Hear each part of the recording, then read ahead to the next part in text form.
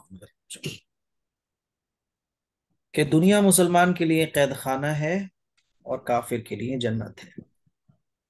हदीस नंबर 16। ला यहिल्लु लिमुमिनिन अन यहजुरा अखाहु फौका सलासी लयालिन। मुसलमान के लिए हलाल नहीं है कि 3 दिन से ज्यादा अपने मुसलमान भाई से ताल्लुक तोड़े रखे। मुसलमान के लिए हलाल नहीं है कि 3 दिन से ज्यादा अपने मुसलमान भाई से ताल्लुक तोड़े रखे। अच्छा, ये 40 हदीसें याद करने का पता है आपको एक बड़ा फायदा क्या है? मान लीजिए आप घर में बैठे हुए हैं या कभी दीन की बात बोलने का आपको मौका मिलता है।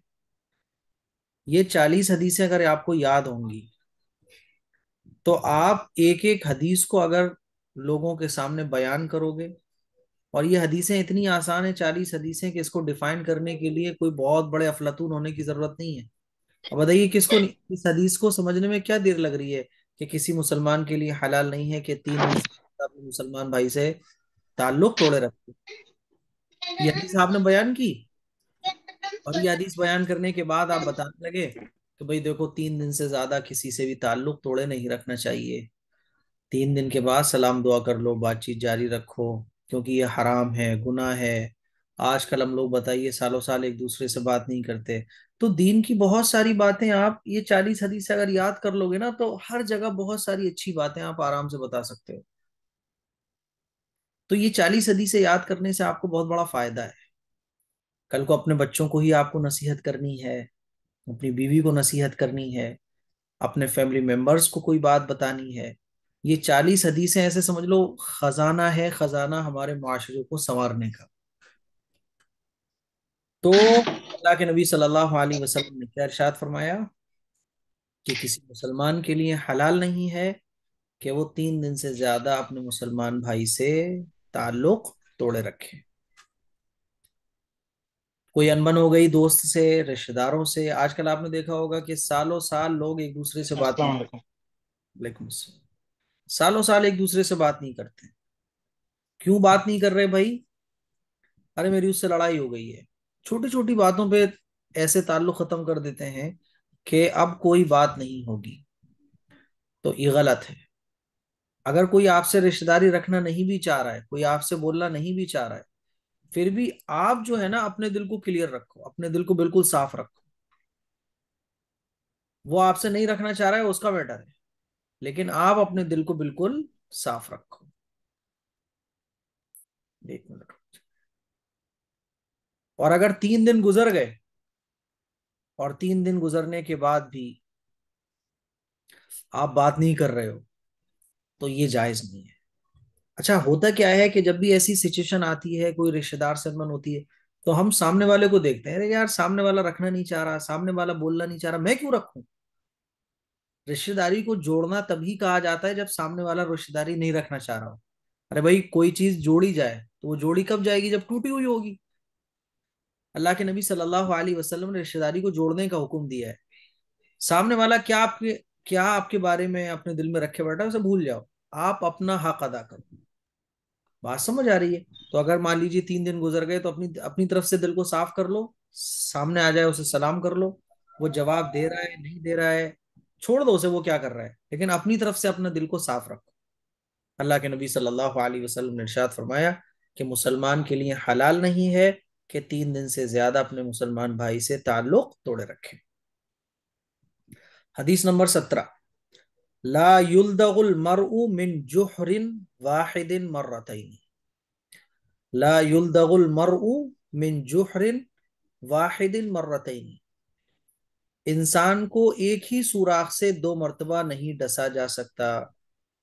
इंसान को एक ही सुराख से 2 मर्तबा नहीं डसा जा सकता। इसका मतलब क्या है कि कोई भी अक्लमंद आदमी एक ही जगह से 2 मर्तबा धोखा नहीं खा सकता।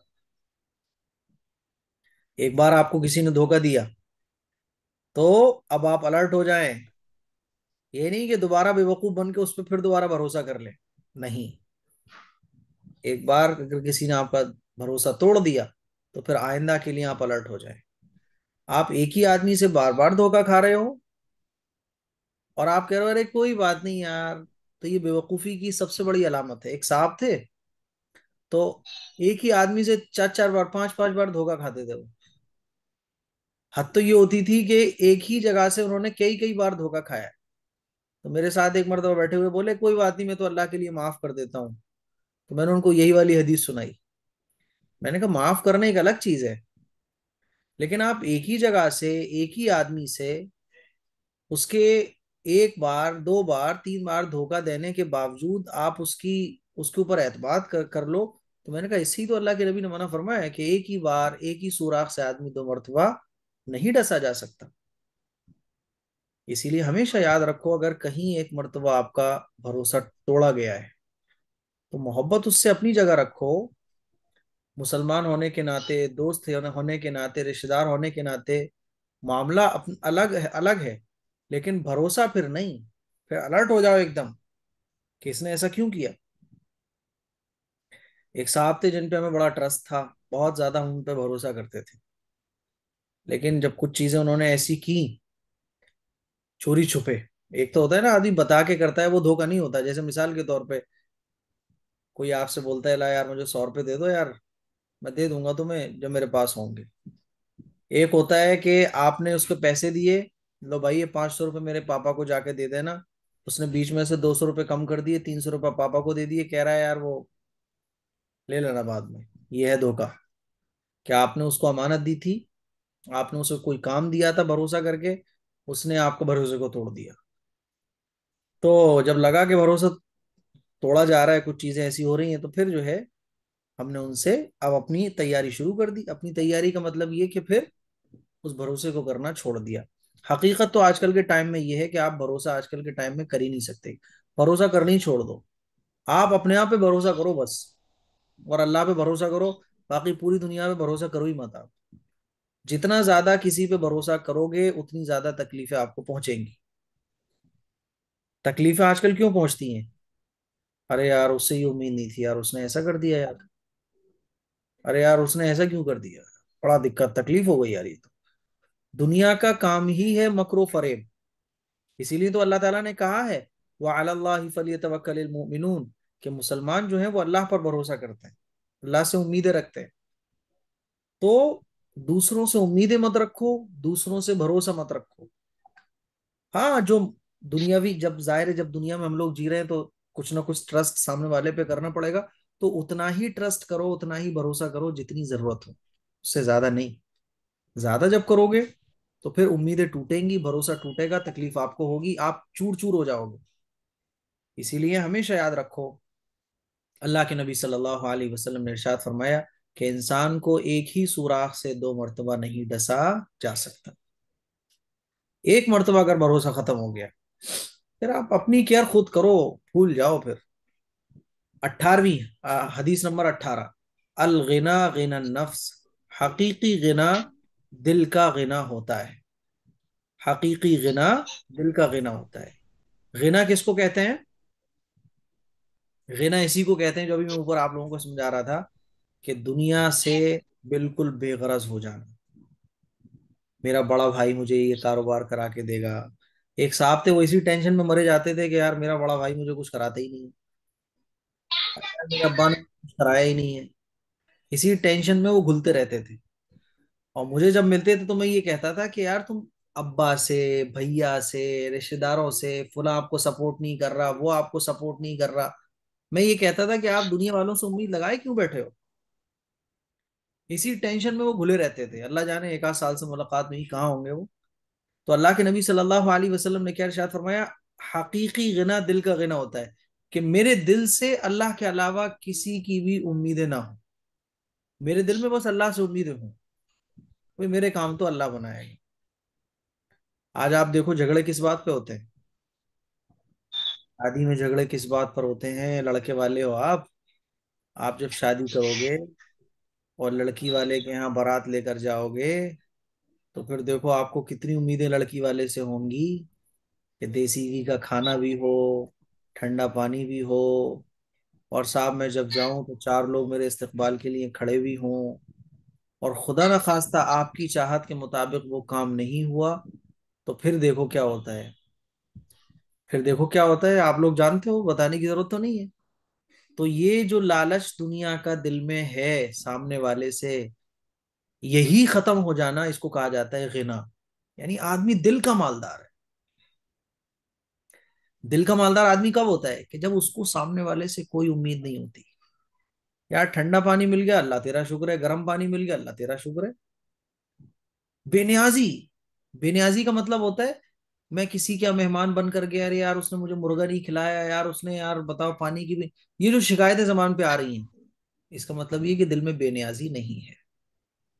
गनी कहते हैं ना यार, दिल का गनी। तो गनी, दिल का गनी होना। और हदीस में जो अल्लाह के नबी सल्लल्लाहु अलैहि वसल्लम ने बयान किया ना, कि हकीकी गिना दिल का गिना, यानी हकीकी मालदार। गिना यानी मालदार। असली मालदार वो है जिसके दिल में दुनिया वालों की चाहती ना हो। बात समझ आ रही है? हम अपनी ससुराल में जब पहली बार गए, तो हमने अपने साले साहब को कॉल लगाया। मैंने कहा वो पार्किंग, गाड़ी वाले, गाड़ी, मैंने कहा पार्किंग लगनी है, तो वो जरा आप मुझे पार्किंग का एड्रेस बताओ। तो वो बोले कि आप यहाँ आ जाना, और आके कॉल करना, तो हम आपकी गाड़ी खड़ी करवा देंगे। मैंने कहा ठीक है। अच्छा, हम जब वहां पहुंचे अपने, अ, हम जब वहां पहुंचे, तो वहां पहुंचने के बाद हमें पार्किंग नजर आ गई। क्योंकि उससे पहले जब हम निकाह के टाइम गए थे, तो वो पार्किंग हमें, लेकिन वो जाहिर है सेकंड टाइम जाओ तो थोड़ा सा कंफ्यूजन रहती है।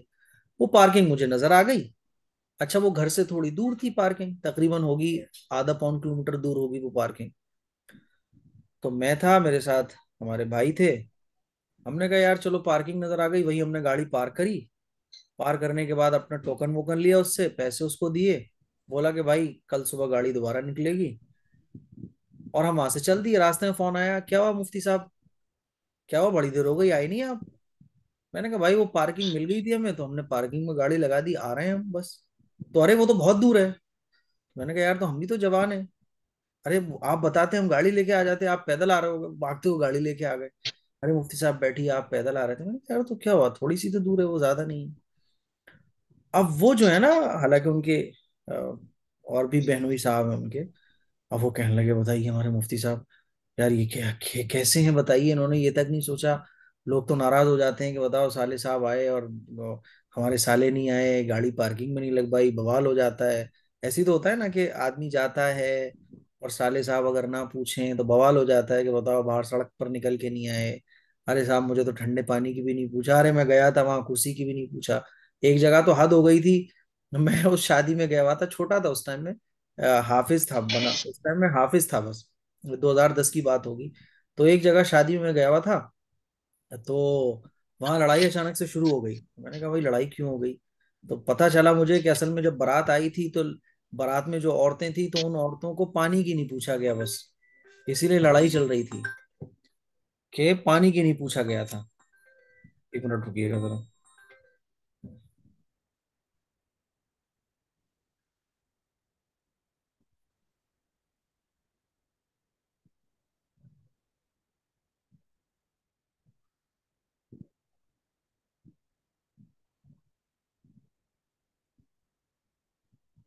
जी।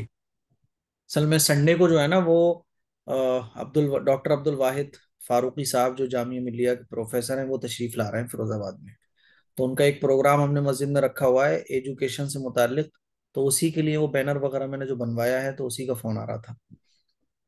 तो यही तो होता है। तो वहां मुझे पता चला कि लड़ाई इस बात पे हो रही है कि जब बारात में जो औरतें आई थी, तो उनको पानी की नहीं पूछा गया, डायरेक्ट कोल्ड ड्रिंक रख दी गई।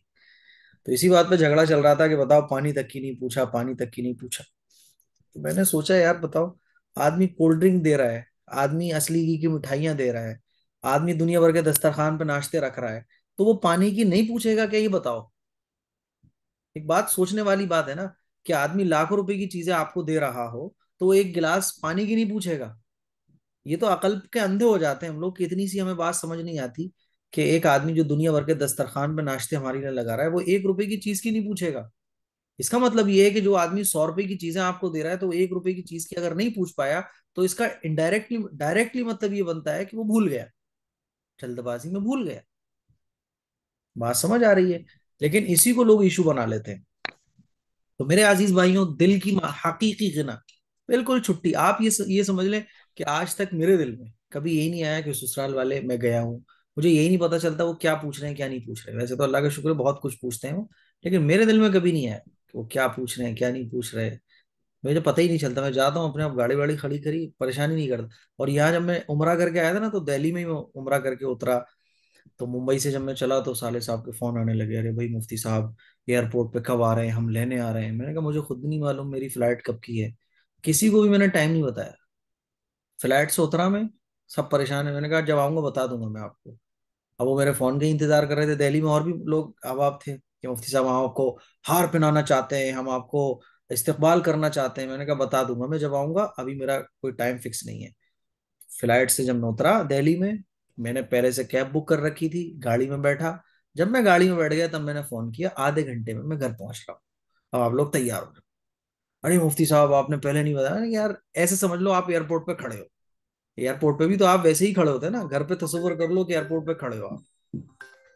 वहां गए अपने, फिर उन्होंने जो भी है, एक मिनट एक मिनट। मुफ्ती साहब मैं अभी 5-10 मिनट में आपको कॉल कर रहा हूँ, अभी मैं जरा क्लास ले रहा हूँ। तो कोई मसला नहीं। तो जितना, अच्छा अब आप साहब हाजी साहब हज करके आ रहे हैं, उम्रा करने वाले उम्रा कर, आप उम्रा करके आओगे दिल में आएगा यार घर वाले लेने हैं, ये सारी चीजें निकाल दो। और ये एकदम से नहीं निकलेंगी, इसको आपको निकालना पड़ेगा, प्रैक्टिस। धीरे धीरे जैसे जैसे आप अपनी बुरी चीजों पर प्रैक्टिस करोगे, एकदम से नहीं खत्म होगी। मैं कोई एकदम से ऐसा नहीं बन गया कि मेरा, आप ही समझ लो अब तो मेरी हालत ही हो गई है, कोई गाली दे बुरा कहे कोई फर्क नहीं पड़ता, अरे भाई ठीक है अल्लाह तुझे माफ करे। कुरान मजीद में ना वैदा खातबहुमुल जाहिलून कालू सलामा, कि जब दीनदार लोग जाहिलों से मुखातिब होते हैं तो जाहिल लोग गाली गलौज करते हैं तो वो कह देते हैं भाई अल्लाह तुम पर सलामती नाजिल फरमा। तो ये सारे झगड़ों का जो हल है वो है कि आदमी अपने दिल में गिना पैदा कर ले, यानी अल्लाह से बस अपना ताल्लुक मजबूत करे। अल्लाह करे मेरी बात आपके समझ आ जाए। समझ आती नहीं है, बहुत कम लोगों को समझ आती है। अक्सर लोग तो ये कहते हैं यार ये कैसे हो जाएगा, क्योंकि हर आदमी के दिल में दुनिया घुसी हुई है। तो मेरे अजीज भाइयों, बेनियाजी पैदा कर लो, अभी से ये इरादा बना लो अपना, मुझे ससुराल वालों से कुछ नहीं चाहिए यार। अच्छा एक बात और भी है, ससुराल की चीजें इस्तेमाल करने में बड़ा अजीब सा भी लगता है। हमारे ससुराल वालों ने तो जितनी चीजें दी तो बड़े जिद कर करके, वो एक बाइक देना चाहते थे मुझे, मुफ्ती साहब हमारी ख्वाहिश है हम आपको बाइक देना चाहते हैं। मैंने कहा देखो मेरे पास बाइक भी है सब कुछ है, मैं नहीं लेना चाहता। अरे ऐसे कैसे हो जाएगा, हदिया देना चाहिए। मैंने कहा हदिया 4-6 महीने के बाद देना। बहुत जिद करी उन्होंने, और जो है साहब बेवजह की बाइक, यकीन मानना 1.5 साल तक मैंने वो बाइक नहीं चलाई थी। वो लाके घर पे छोड़ गए। पहले तो कह रहे थे लेने आओ, मैंने कहा हदिया तो दिया जाता है, तुम दे रहे हो तो तुम जानो, मैं मुझे तो लेना ही नहीं है। 1.5 साल तक मैंने उसको चलाया नहीं था। 1.5 साल तक वो घर पे एज इट इज वैसे ही रखी रही। फिर जब एहलिया ने बहुत ज्यादा कहा कि वो बताइए आप तो चलाते ही नहीं है, कम से कम एक बार तो चला लें, भाइयों को भी अच्छी, मैंने कहा चलो अब तो 1.5 साल गुजर गई है, फिर मैंने चलाई। लेकिन आज भी जब लोग कहते हैं ना मुफ्ती साहब शादी पे मिली थी ये, तो बड़ा वो लगता है यार ये चीज क्यों मिल गई, क्या बवाल लग गया जान को। लेकिन है तो चलानी पड़ रही है, क्या कर। आप यकीन मानो कि जो दहेज वगैरह में सामान मिलता है ना उसको यूज करने का भी दिल नहीं करता है। तो ये खुददारी आप अपने अंदर पैदा करोगे तब पैदा होगी। ये चीज पैदा करो कि यार जो कुछ मुझे लेना है वो अपने ही पैसों से लेना है। हाँ तोहफा वगैरह मिल जाए वो अलग चीज है, उसका जिंदगी का मजा ही कुछ और है। फिर आपको मजा आएगा, शादीशुदा जिंदगी मजे आएगा। अब बेनियाजी के साथ आप बैठोगे दस्तरखान पे, किसी से कोई लालच नहीं होगा ना, तो एक गिलास पानी भी पियोगे तो आपको वो राहत और सुकून मिलेगा जो आप लालच में पियोगे वो मजा नहीं आएगा। तो ये चीज आपको पैदा करना पड़ेगी। इसके लिए इसके लिए कुर्बानी भी बहुत देना पड़ेगी, आपके घर वालों को भी देना पड़ेगी। हमारे निकाह में तो देखो, हम मैं जो मौलाना हूँ, कोई ऐसा नहीं है कि मेरे घर खानदान वाले सब मौलाना हूँ, मौलाना लोगों की फौज बनी हुई है, ऐसा नहीं है। हमारे घर भी आप लोगों के घर वालों की तरह है भाई, भाई हाई स्कूल इंटर, कोई डॉक्टर कोई इंजीनियर, भैया ये दुनिया। तो जब निकाह की बात आई तो ये हुआ कि भाई बारात में कौन कौन जाएगा। तो ये तो है, बारात तो जानी नहीं है, मुफ्ती साहब का निकाह है। लेकिन रिश्तेदार तो रिश्तेदार होते हैं ना, ददियाल वाले ननिहाल वाले के साथ। फूफा का भी मुंह बना हुआ है कि यार मैं नहीं जाऊंगा। मामू का भी है कि यार ऐसे कैसे कोई भांजे की शादी, मैं नहीं जाऊंगा। तो सबसे पहली बात कि अब्बा ही नहीं जा रहे हैं, कौन नहीं जा रहा है? अब्बा ही नहीं जा रहे हैं, बात खत्म है। जब अब्बा जो पिलर है मैन वही नहीं जा रहे हैं, अब कौन जाएगा? सब सरेंडर हो गए। सिर्फ 5 लोग गए बस। दादा, उस्ताज जिन्होंने निकाह पढ़ाया था, एक दो लोग और थे बस। बाकी अब्बा, जब अब्बा नहीं जा रहे अब सारी चीजें खत्म हो गई। बारह एक लंबी कहानी है, इंशाल्लाह फिर कभी डिस्कस करूंगा।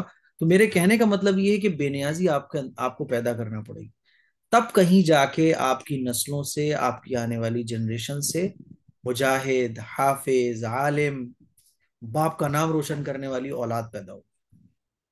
चलिए खैर। तो हकीकी गना जो होता है वो क्या होता है? दिल का गना होता है। हदीस नंबर 19, कुन फिद दुनिया का अन्ना का गरीबुन अव आबिरु सबीलिन। ये हदीस देखो, जितनी भी हदीसें हैं, ये हदीस अगर इस हदीस पे एक एक दिन भी बयान किया जाए तो कम है, क्योंकि अल्लाह के नबी सल्लल्लाहु अलैहि वसल्लम जो बात बयान फरमाते थे, एक एक हदीस पे उलमा ने किताबें लिखी हैं, लेकिन अल्लाह के नबी सल्लल्लाहु अलैहि वसल्लम की बात को सही से बयान नहीं कर पाए। आप अलैहिस्सलातु वस्सलाम ने इरशाद फरमाया, दुनिया में ऐसे रहो जैसे कोई मुसाफिर या रह गुजर रहता है। मुसाफिर को कभी आपने देखा है कि वो ट्रेन के डिब्बे में बैठ के सोच रहा हो, यार ये सीट पीली होती कितना अच्छा रहता, फिर वो पेंटर को पकड़ के लेके आ रहा हो, यार इस सीट को पीला कर दे मेरे भाई, मजा नहीं आ रहा बैठने में? कभी देखा है आपने? या ठंडा पानी नहीं मिल रहा हो तो वो परेशान हो गया, यार ठंडा पानी क्यों नहीं मिल रहा है? मिलता है तो ठीक है, वरना आदमी सोचता है चलो यार 3-4 घंटे का सफर है, कट जाएगा। यही तो होता है। मान लीजिए आपने रिजर्वेशन सीट कराई, आपको सीट मिल गई, लेकिन ऑलरेडी वो सीट बेकार थी, वहां बहुत धूल मिट्टी थी, कबाड़ा था, जो भी था। तो आप क्या सोचते हो? आप सोचते हो कोई बात नहीं यार, 3-4 घंटे का सफर है, कट जाएगा, मुझे कौन सा ट्रेन में हमेशा बैठा रहना है। आप कहीं घूमने जाते हो तो घूमते हुए निकल जाते हो। कभी कभी होटल अगर नहीं मिले, दिक्कत वाला होटल मिल गया, तो आप क्या सोचते हो? चलो यार 2-3 दिन की बात है, फिर मुझे वापस अपने घर जाना है। तो अल्लाह के नबी सल्लल्लाहु अलैहि वसल्लम ने इरशाद फरमाया कि दुनिया में ऐसे रहो जैसे कोई मुसाफिर रहता है। और हमारा हाल क्या है कि हम दुनिया में ऐसे रहते हैं जैसे हमें हमेशा यही रहना है। यही तो है। और दुनिया में आप देखो तो सब कुछ यही छोड़ के जाना है। तो अल्लाह के नबी सल्लल्लाहु अलैहि वसल्लम ने इरशाद फरमाया कि दुनिया में ऐसे रहो जैसे कोई मुसाफिर या रहगुजर रहता है। हदीस नंबर 20, कफा बिल मरई कदिबन अन युहद्दिसा बिकुल्ली मा समिआ। इंसान के झूठा होने के लिए इतनी बात ही काफी है कि जो बात वो सुने, बगैर तहकीक के लोगों से बयान करना शुरू कर दे। ये हदीस बहुत समझने की है, बहुत समझने की है। आप लोगों को पता होगा, शायद 5 साल पहले नमक महंगा हुआ था नमक महंगा। एकदम से खबर उड़ी कि नमक महंगा हो गया, नमक पे बहुत, नमक खत्म हो गया, तो लोगों ने नमक लूटना तक शुरू कर दिया था। जो दुकान वाले बाहर नमक रख के चले जाते थे, उनका नमक सब साफ हो गया था। और एक बड़ी खबर यूपी में तो बहुत फैली थी, यूपी से दूसरे जिलों में भी निकल गई थी, नमक महंगा हो गया। जो बेचारे दुकान वाले बाहर नमक छोड़ के जाते थे ना, उनके बोरे के बोरे गायब हो गए थे। तो ये क्यों हुआ? क्यों हुआ? क्योंकि बात कहीं से चली और उसको आगे फॉरवर्ड करना शुरू किया, बगैर तहकीक के ये सही है या गलत है। आजकल देखो, मान लीजिए एस के नूर साहब रहबर अंसारी साहब के बहुत पक्के दोस्त हैं। तीसरा बंदा आता है, एस के नूर साहब से रहबर अंसारी साहब के बारे में कुछ बोलता है। एस के नूर साहब उसकी बात को बगैर तहकीक करे कि ये सच भी बोल रहा है झूठ बोल रहा है, 20 साल की दोस्ती पे दरार पैदा कर देते हैं। अच्छा, उसने ऐसा कहा होगा। आप अगर गौर करो ना, तो हमारी जो रिश्तेदारियों में तोड़ने में बुनियादी जो वजह है वो यही है कि हम हर सुनी सुनाई बात को सच मान लेते हैं बस। ऐसे ही होता है ना, कि किसी ने कोई बात कही, हम उसकी तहकीक भी नहीं करते, बस बात को सुना और जाके उस पर यकीन कर लिया। आजकल देखो, बीवी को हस्बैंड के खिलाफ भड़काना बड़ा आसान है। कोई भी जाके कुछ भी बोल दे।